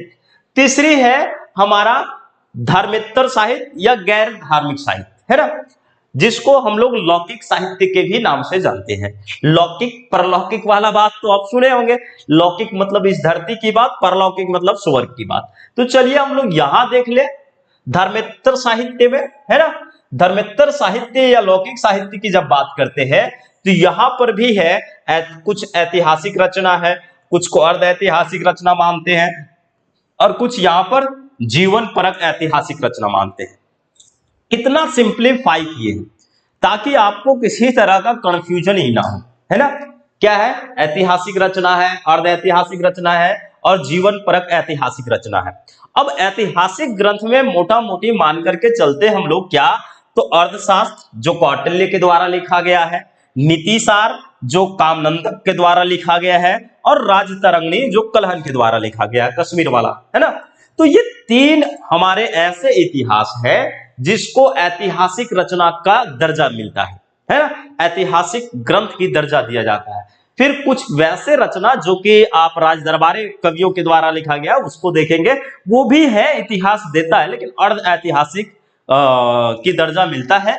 जैसे आप देखेंगे, नाम सुने होंगे रसमाला, रसमाला का लेखक सोमेश्वर, कृति कुमैदी सोमेश्वर, है ना, प्रबंध चिंतामणि मेरुतुंग, प्रबंध कोश राजशेखर, मुद्रा राक्षस विशाखदत्त, अष्ट अध्यायी पाणिनि। तो ये सारे पुस्तक को किस में रखा जाता है? तो बेसिकली आप देखते हैं अर्ध ऐतिहासिक रचना माना जाता है। फिर महाभाष्य पतंजलि, जो पतंजलि ने महाभाष्य की रचना किया, व्याकरण का ये बहुत इंपॉर्टेंट पुस्तक है। सबसे पहले अष्टाध्यायी को मानते हैं, पाणिनि के द्वारा लिखा गया, वो व्याकरण का है। और उसके बाद जो है क्या, महाभाष्य पतंजलि वाला, ये भी व्याकरण पुस्तक है।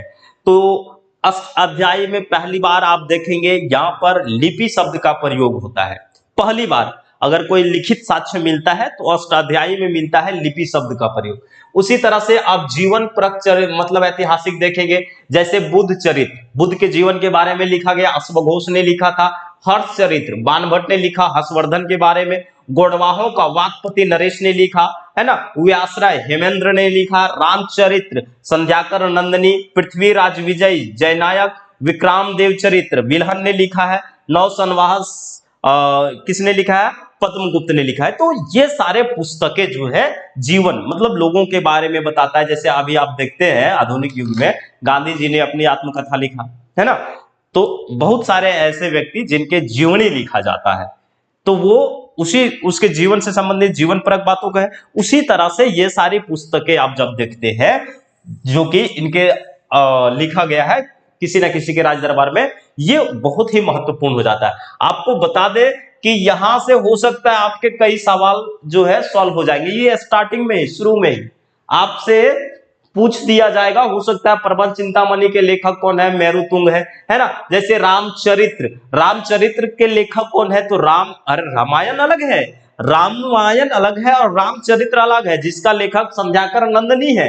किसने, कौन है, संध्याकर नंदनी है, ठीक है। उसी तरह पृथ्वीराज विजयी है, पृथ्वीराज रासव अलग पुस्तक है, चंद्रवर दाई ने लिखा पृथ्वीराज विजयी, पृथ्वीराज रासव, लेकिन पृथ्वीराज विजयी जो है जयनायक लिखता है।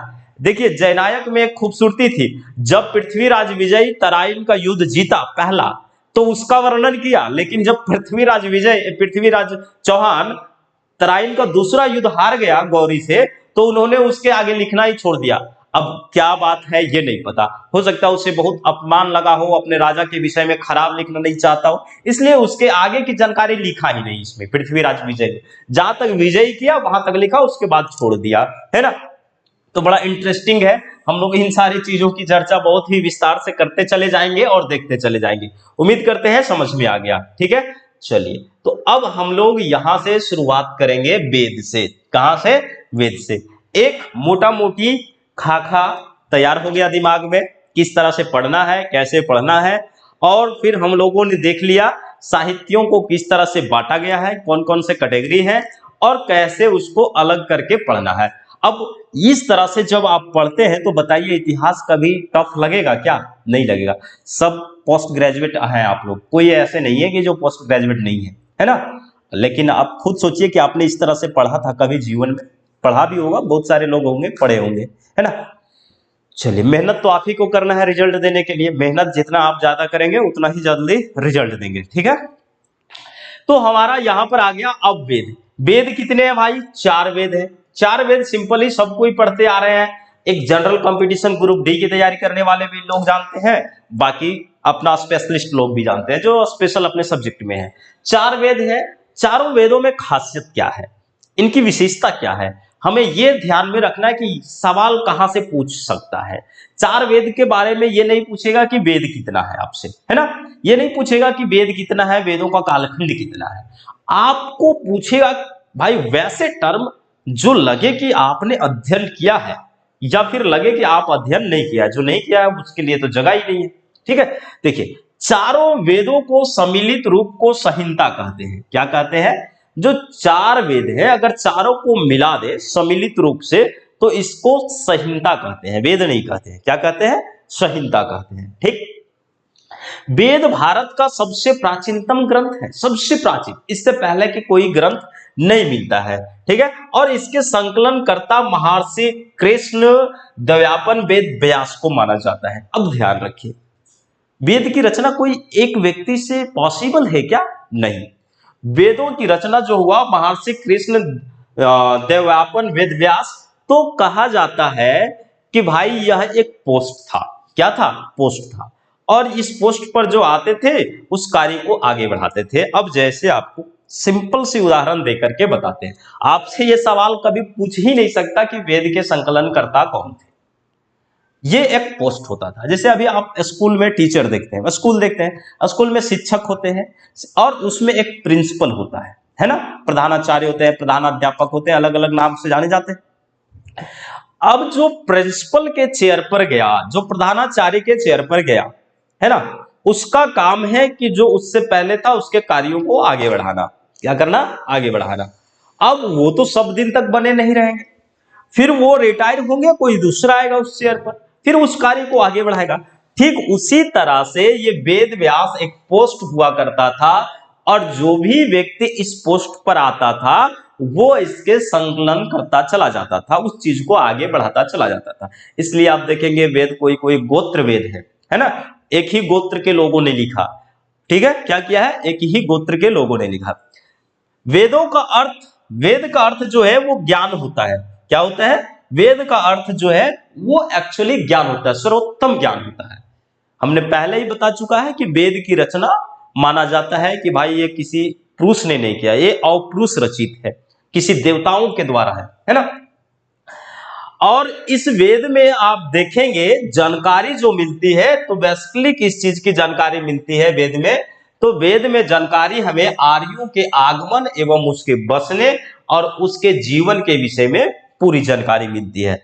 कुल मिलाकर के हम लोग ये समझ गए कि जो वेद है उस वेद में आर्यों के आगमन के विषय में है, आर्य लोग कैसे यहां पर बसे, किस क्षेत्र में बसे और उनकी जीवन कैसी थी, समाज कैसी थी, राजनीतिक व्यवस्था कैसी थी, उसके धार्मिक व्यवस्था कैसी थी, इन सारे चीजों की जानकारी हमें वेदों से मिलती है। बहुत महत्वपूर्ण हो जाता है ना।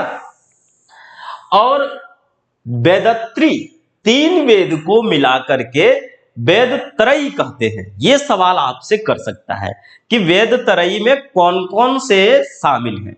तो वेद त्रयी में आप देखेंगे ऋग्वेद है, यजुर्वेद है, सामवेद है, अथर्ववेद को छोड़ दिया गया है ना।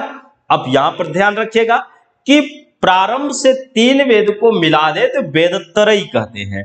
प्रारंभ से तीन, ऋग्वेद, यजुर्वेद और सामवेद। अथर्ववेद को आप शामिल नहीं करेंगे, ठीक है। अथर्ववेद को ब्रह्मवेद कहा जाता है। क्या कहा जाता है?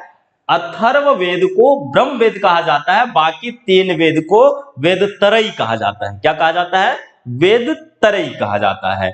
अब यहां पर एक बात है, ये रोचक बात है, आपको पूरे नोट्स में ये रोचक बात मिलेंगे। पूरे इतिहास में हमने कोशिश किया है कि वो रोचक पढ़ते समय थोड़ी सी आपकी मुस्कुराहट चेहरे पर आए, है ना।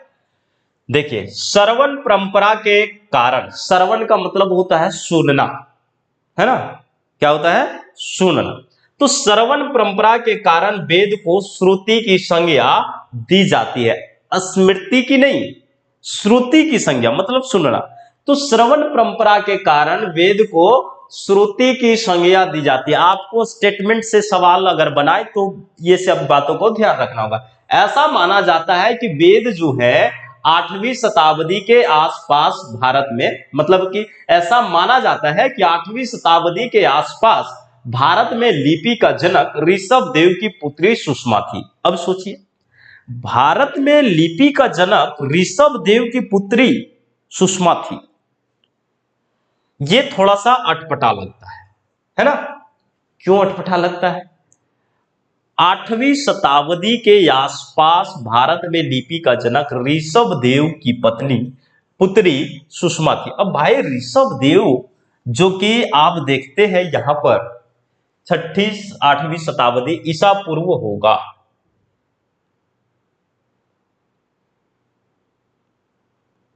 नहीं, ठीक है, 8वीं होगा, है ना।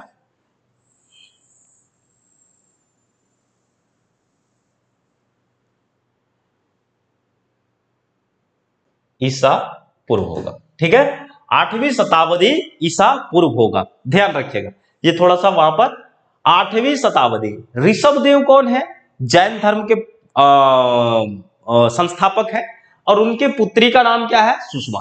तो ये 8वें शताब्दी में। अब वैदिक धर्म कब से शुरू हुआ है? वैदिक धर्म हमारा जो शुरू होता है वो 1500 ईसा पूर्व से आसपास में शुरू होता है। तो भाई 1500 ईसा पूर्व के आसपास में शुरू होता है।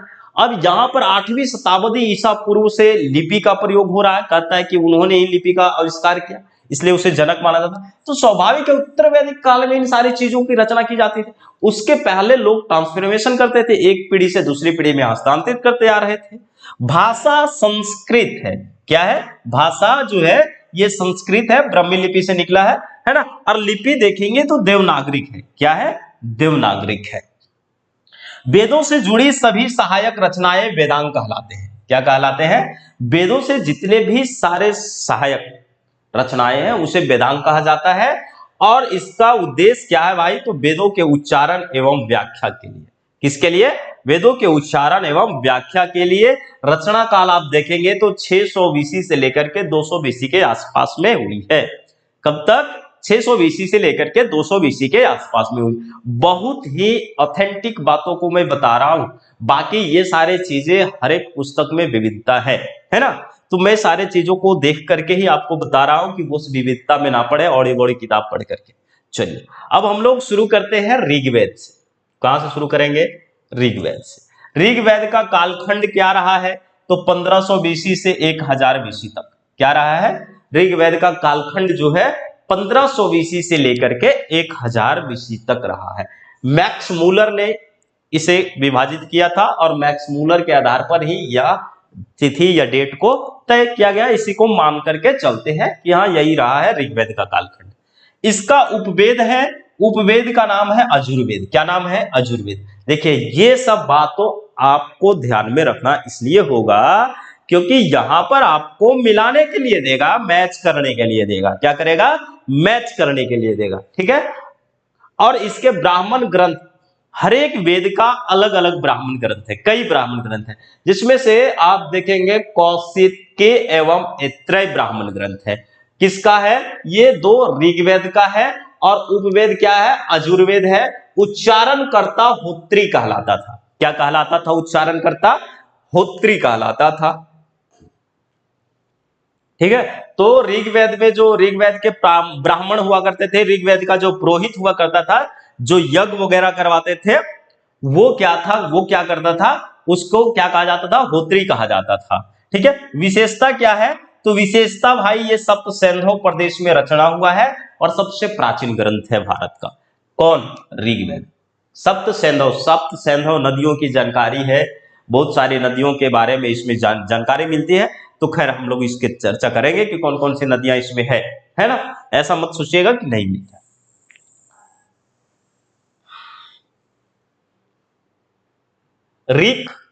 ऋक का अर्थ होता है छंद एवं उच्चारण से युक्त मंत्र।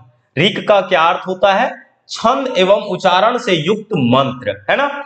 अब देखिए इस चीज को ध्यान रखिएगा। इस ऋग्वेद में टोटल मंडल की संख्या 8 है। कितनी मंडल है? 8 है। मंत्रों की संख्या 10,579 है और सूक्तों की संख्या 1028 है। कितना है? 1028 है। ठीक है। तो सूक्त 1028 हो गए, मंत्र कितने हो गए? मंत्र जो है ये हो गए 10,579। क्लियर। अब इसमें से देखेंगे तो 1017 प्लस 11 है। इसकी विभाजन आप देखते हैं तो टोटल कितना है? 1017 प्लस 11 सूक्त।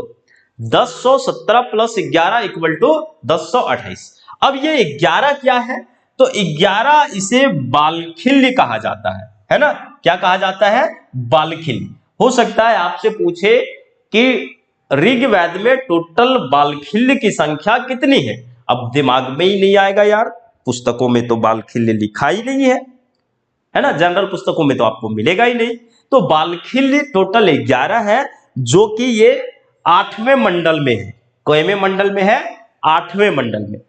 ऋग्वेद के 8वें मंडल में 11 बालखिल्य है। तो टोटल कितना हो गया? 1028 सूक्त। क्लियर। सर्वाधिक प्राचीन वगैरह वाला बात हमेशा याद रखिएगा। देखिए एक चीज यहां और ध्यान रखिए, 7वें मंडल में दशराग्य युद्ध का वर्णन होता है जो परसुनी नदी के किनारे हुआ था। देखिए दशराग्य युद्ध हुआ, सुदास और कुरु वाला कुरु वंश को लेकर के, है ना। कहा जाता है कि विश्वामित्र को हटा दिया।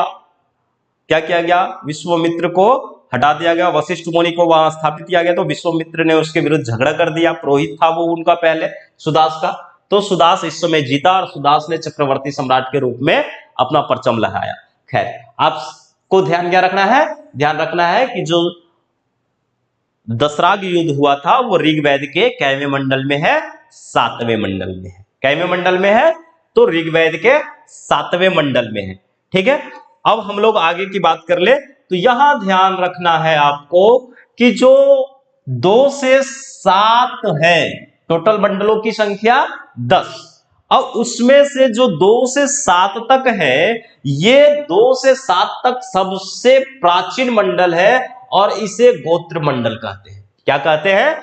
गोत्र मंडल कहते हैं। 2 से 7 तक जो मंडल है 10 में से, वो सबसे प्राचीन है और उसे गोत्र मंडल कहते हैं। सबसे नवीन मंडल पहला और 10वां है जो उत्तर वैदिक काल में लिखा गया है। पहला और 10वां सबसे प्राचीन है जो कि सबसे नवीन है जो कि उत्तर वैदिक काल के आसपास में लिखा गया और उसमें जोड़ दिया गया, और इसी को इतिहास में छेपक कहा जाता है। छेपक किसको कहते हैं? तो छेपक साधारण है कि भाई वैदिक साहित्य को जो प्रथम और अंतिम अध्याय मतलब मंडल को जोड़ दिया गया उसे छेपक कहते हैं। तो प्रथम और अंतिम बाद में जोड़ा गया है, आपको यहां मिला ग्रंथों में प्रथम और अंतिम अंश को बाद में जोड़ा गया हो उसे छेपक कहते हैं। ठीक, तो पहला और 10वां मंडल को छेपक कहते हैं। टोटल 11 बालखिल्य जो कि 8वें मंडल में है। 7वें मंडल में दशराग युद्ध का वर्णन है। क्या है? दशराग युद्ध का वर्णन है। चलिए यहां तक तो याद हो गया। क्या आपको पता है कि पहला मंत्र जो है वो किसको समर्पित है? पहला मंत्र अग्निदेव को समर्पित है। किसको? अग्निदेव को। अग्निदेव को अतिथि देवो भव कहा गया है ऋग्वेद में। क्या? अतिथि देवो भव। तो ये एक अतिथि के रूप में, कहीं कहीं से गुप्तचर के रूप में भी उल्लेख हुआ है। ठीक है, तो पहला मंत्र जो है अग्निदेव को समर्पित है और इसके रचना मधुछंदा ऋषि ने किया था। किसने किया था? मधुछंदा ऋषि ने किया था। पहला मंत्र जो है वो अग्निदेव को दिया गया समर्पित है और मधुछंदा ऋषि ने इसकी रचना की थी। ऋग्वेद की तुलना पारसी ग्रंथ जेंदवेस्ता से किया जाता है। एक पारसी ग्रंथ है ना, ईरानी ग्रंथ जिसको कहते हैं जेंदावेस्ता।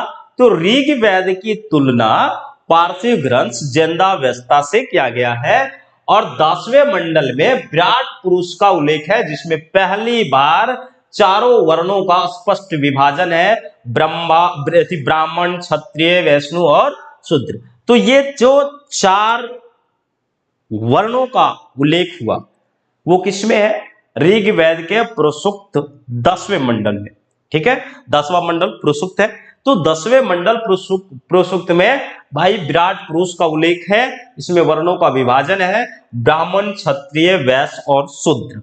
अब आपको बता दें कि ऋग्वेद के जो 10वां मंडल है उससे पहले 9वें मंडल में भी है, तो वहां पर 3 ही वर्णों की जानकारी मिलती है ऋग्वेद के। आगे बात चर्चा करेंगे। अब ऋग्वेद को लिखने में बहुत सारे महिलाओं का भी योगदान था। उस समय महिलाएं पढ़ी लिखी होती थी, है ना, पढ़ती लिखती भी थी, और जिसमें से आपका लोपामुद्रा है, घोषा है, साची है, पलोनी है, कच्छावीरता है, विश्वानारा है, अपाला है, जुहू है, आयत्री है। ये सारी महिलाएं उस समय पढ़ी लिखी थी। ठीक है, क्या थी? उस समय पढ़ी लिखी थी और ये महिलाओं का योगदान रहा है। ये महिलाएं जो है जिसको स्त्री दृष्टा कहा जाता था, ये महिलाएं प्रथम, पंचम, अष्ट एवं 10वें मंडल को लिखने में बहुत ही सहायता की थी। क्या की थी? सहायता की थी। ये महिलाओं का नाम याद रखिएगा, एक आध बार पढ़ लीजिएगा, नहीं भूलिएगा। ठीक है, ऋग्वेद के 9वें मंडल में क्या उल्लेख हुआ है इस बात को ध्यान रखिएगा। और यहां पर मैं एक चीज समझाऊंगा, हालांकि जब हम लोग वैदिक सभ्यता पढ़ेंगे उस समय भी इन चीजों को मैं क्लियर कर दूंगा। यहां पर लिखा हुआ है, मैं कवि हूं, मेरे पिता वैद्य हैं और मेरे माता यन पीसने वाले गृहिणी है। ठीक है, मेरे माता यन पीसने वाले गृहिणी है। ये 9वें मंडल में है, ये स्टेटमेंट है ना। कैमे मंडल में है? 9वें मंडल में। अब यहां पर क्या है कि भाई ये बता रहा है कि जो वर्ण व्यवस्था है, क्या वर्ण व्यवस्था है, ये वर्ण व्यवस्था कर्म प्रधान है। क्या है? कर्म प्रधान है। यहां पर किसी भी तरह का बाधा नहीं है। अगर एक ही मां के गर्भ से 3 पुत्र उत्पन्न हुआ तो तीनों पुत्र अपने कर्म के अनुसार तीनों वर्णों में जा सकते हैं, चारों वर्णों में जा सकते हैं। तो ऋग्वेद में यह स्पष्ट लिखा हुआ है कि वर्ण व्यवस्था जो थी यहां पर जटिल नहीं था, ये कर्म प्रधान थी, ना कि जन्म प्रधान। जन्म प्रधान तो उत्तर वैदिक काल में हुआ, है ना, जन्म प्रधान उत्तर वैदिक काल में हुआ। चलिए, तो उम्मीद करते हैं आपको ये बात समझ में आ गई होगी कि हम बताना क्या चाह रहे हैं। अब हम लोग देखें, ये मंडल है, मैंने थोड़ा सा यहां पर पूरा विस्तार से लिख दिया है, आपको इतना ध्यान में नहीं रखने की जरूरत है भाई, लेकिन मरता क्या नहीं करता, जॉब लेना ही लेना है। देखिए 10 मंडल है टोटल, मैंने 10 मंडल की आंकड़ा दी है। प्रत्येक मंडल में कितने सूक्त हैं मैंने टोटल डिटेल दे दिया है कि पहला में 191 सूक्त है, दूसरा में 45, तीसरा में 63 सूक्त है और इसी तीसरा में ज्ञात्री मंत्र का उल्लेख है जो कि विश्वामित्र ने रचना किया था। ज्ञात्री मंत्र आप पढ़ते हैं ओम भूर्भुवः स्वः, है ना। तो ज्ञात्री मंत्र जो है ये तीसरे मंडल में है और ये एक्चुअली सूर्य देवता को ही समर्पित है या सावित्री को, है ना, किसे, सावित्री को। तो ध्यान रखिएगा कि जो ज्ञात्री मंत्र है वो ऋग्वेद के तीसरे मंडल में है। उसके बाद आप देखें पूरा डिटेल आपको मिल जाएगा। आइए हम लोग आठवें मंडल में टोटल 103 सूक्त है जिसमें से 92 सूक्त आपको मिलेगा। क्या 92 सूक्त आपको सब मिलेगा जो सूक्त और 11 इसमें बालखिल्य मिलेगा। कन्नौ और अंग्रीष ने इसकी रचना की थी, ठीक है। फिर आगे चल करके 9वें मंडल में 114 है जिसमें सोम देवता का उल्लेख है। सोम देवता जो सोमरस वाला बात होता है तो 9वें मंडल में सोमदेव का उल्लेख हुआ है, मधुचंदा ऋषि, अंग्रीषि। फिर 191 आप आगे चलेंगे 10वें मंडल में। तो कुल मिलाकर के पहला और 10वां में 191 है और ये दोनों बाद में लिखा गया है। क्या किया गया है, बाद में लिखा गया है, ठीक है। 7वें मंडल में हमने कहा दशराग युद्ध की चर्चा है। क्या है, दशराग युद्ध की चर्चा है। तो ये चीज आपने देख लिया कि कौन सा मंडल में कितने हैं और हो सकता है पूछेगा कौन सा मंडल सबसे बड़ा है, तो आप 10वां और कौन सा देख रहे हैं, लास्ट वाला, है ना। 10वां और पहला जो है सबसे बड़ा है। चलिए कुछ शॉर्ट बातें हम लोग कर ले जो कि हमेशा याद रहना चाहिए और मैं अभी पढ़ाया हूं। जैसे देखिए वेद हमारे 4 हैं, ऋग्वेद, यजुर्वेद, सामवेद, अथर्ववेद। इन चारों के आप उच्चारणकर्ता को ध्यान रखिएगा, कभी कभी मैच दी फॉलोइंग में रहेगा या कौन सा मिलान गलत है ना, कौन सा युग्म गलत है पूछेगा। तो देखिए ऋग्वेद के उच्चारणकर्ता क्या कहलाएंगे, ऋग्वेद के उच्चारणकर्ता जो है वो होत्री कहलाता है। फिर यजुर्वेद के उच्चारणकर्ता अधर्व्यू कहलाता है। सामवेद का उच्चारणकर्ता उगदाता हो जाएंगे। क्या हो जाएंगे, उगदाता हो जाएंगे, ठीक है। क्या हो जाएंगे, उगदाता। अब ध्यान रखिए यहां पर वेद का उपवेद है, सारे वेदों का उपवेद है। क्या है, ऋग्वेद का यजुर्वेद, यजुर्वेद का धनुर्वेद, सामवेद का गंधर्व वेद और अथर्ववेद का शिल्पवेद। बहुत महत्वपूर्ण है, इससे आपको एनी हाउ याद रखना है। अगर नहीं याद होता है तो आप इसको निकाल करके किसी दीवार में चिपका दीजिएगा, है ना, जहां आप पढ़ते हैं बैठ करके वहां पे चिपका दीजिएगा, ठीक हो जाएगा। क्लियर। ब्राह्मण ग्रंथ कौस्तिकीय एवं ऐत्रेय। उसके बाद वेद में देखेंगे ब्राह्मण ग्रंथ, ऋग्वेद के ब्राह्मण ग्रंथ कौस्तिकीय एवं ऐत्रेय, यजुर्वेद के ब्राह्मण ग्रंथ तैत्तिरीय एवं शतपथ। शतपथ ब्राह्मण बहुत बार पूछा गया है, इस चीज को ध्यान रखिएगा जनरली, है ना। सामवेद का देखेंगे पंचविश और जैमिनी है। अथर्ववेद का गौपथ है, ये भी बहुत बार पूछा गया। अब इनके विवरण है, क्या विवरण है इस चीज को भी समझ लीजिए आप, ठीक है। ये उपवेद में विवरण क्या है, देखिए उपवेद है यजुर्वेद। यजुर्वेद मतलब चिकित्सा शास्त्र के बारे में बताता है और इसका जो मेन है वो प्रजापति थे। कौन थे, प्रजापति। धनुर्वेद देखिए, धनुर्वेद भाई धनुष वगैरह है ना, धनुष वगैरह तो युद्ध कला से संबंधित है। और विश्वामित्र, कौन, विश्वामित्र दशराग युद्ध किए थे, आपको पता है दशराग युद्ध कर रहे हैं। तो धनुर्वेद, धनुर्वेद धनुष मतलब युद्ध कला, विश्वामित्र युद्ध किए थे, ठीक। गंधर्व वेद, गंधर्व गाना, नारायण नारायण गाना, है ना। तो गंधर्व वेद में कला और संगीत, और कला और संगीत में नारद जी, नारायण नारायण, और सामवेद से याद रह जाएगा, ठीक।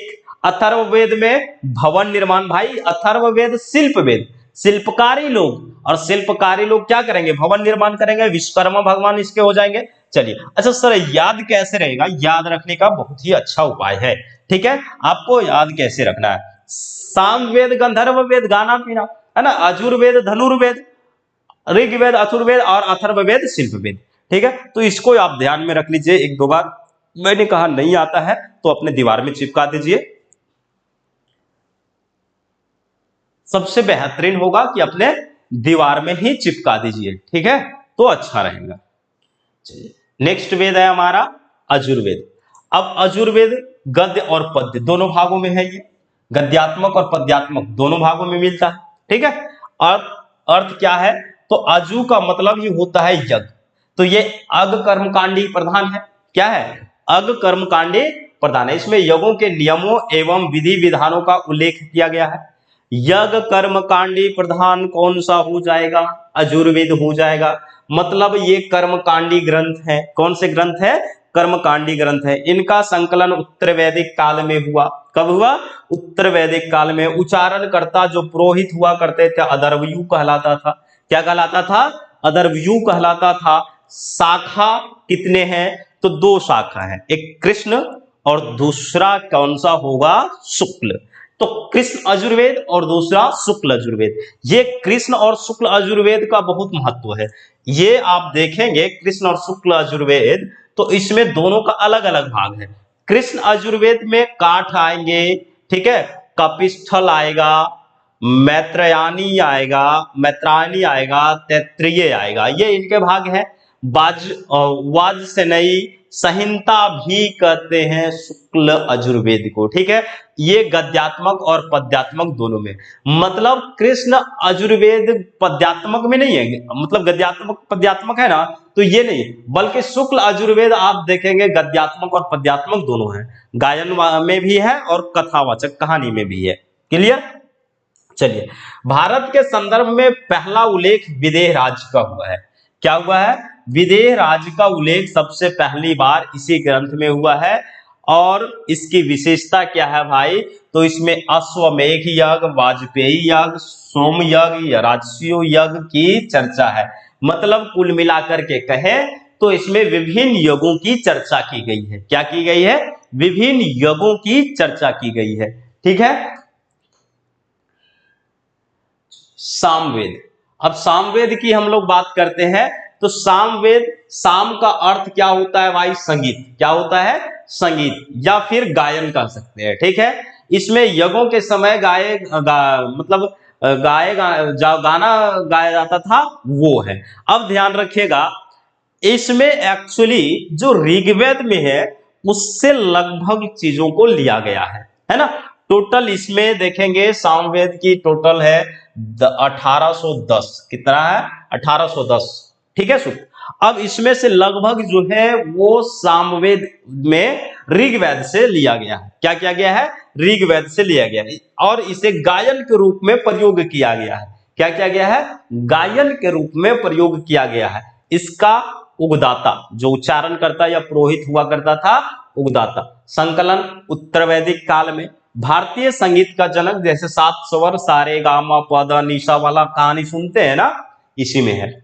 इसके बाद सूर्य की स्तुति के मंत्र। क्या है? सूर्य के स्तुति के मंत्र है। छंदों को गायन विधि के रूप में गाया गया है। सामवेद व अथर्ववेद का कोई अरण्यक ग्रंथ नहीं है।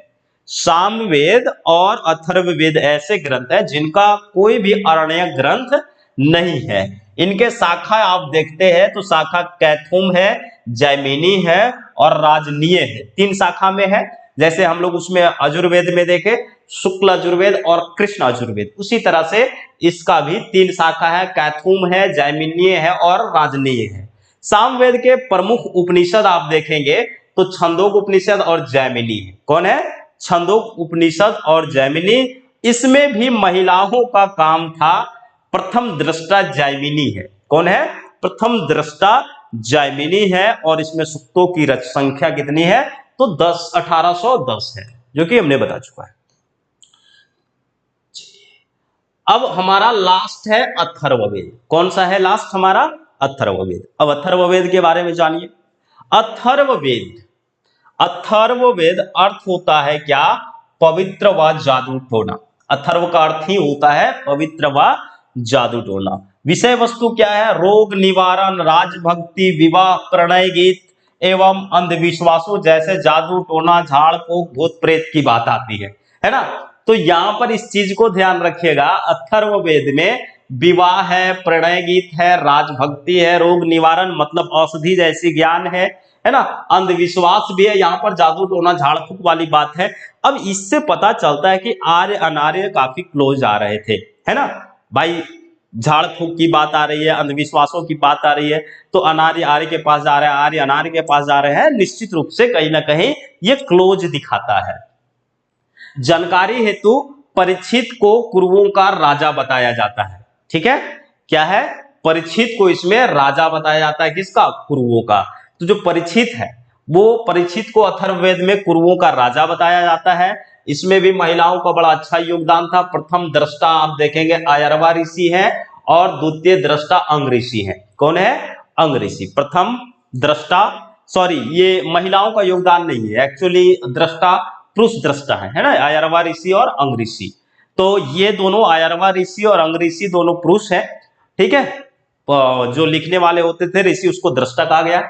दृष्टा का अर्थ होता है साक्षी, सत्य का दर्शन कराने वाला, विचारक दिखाने वाला या प्रशासक, प्रकाशक संख्या के अनुसार। तो ध्यान रखिएगा, जैसे हमने दृष्टा पढ़े, स्त्री दृष्टा पुरुष दृष्टा, तो दृष्टा का अर्थ मैंने यहां पर समझा दिया है ताकि आप सभी दृष्टा से कंफ्यूजन ना हो। दृष्टा का मतलब होता है साक्षी या सत्य का दर्शन करने वाला, विचारक या दिखाने वाला, प्रकाशक, संख्या के अनुसार आत्म करने, सांख्य के अनुसार आत्म करने वाला। इसके शाखा कितने हैं, दो है, पिपलाद है और सौनिक है। क्या है, सौनक। तो पिपलाद और सैनक अथर्ववेद का दो शाखा है। भाग्य देखेंगे, औषधि ज्ञान, आरण्य समारोह, उच्चारण, वशीकरण और ब्रह्म विधियों की चर्चा। ठीक, ब्रह्म विधियों की चर्चा है। नोट, ये लौकिक वेद है। कैसी वेद है ये, तो लौकिक वेद है। इस चीज को हमेशा ध्यान रखिएगा, लौकिक वेद है, ठीक है। अथर्ववेद में पहली बार चतुर्वर्ण का स्पष्ट विभाजन होता है।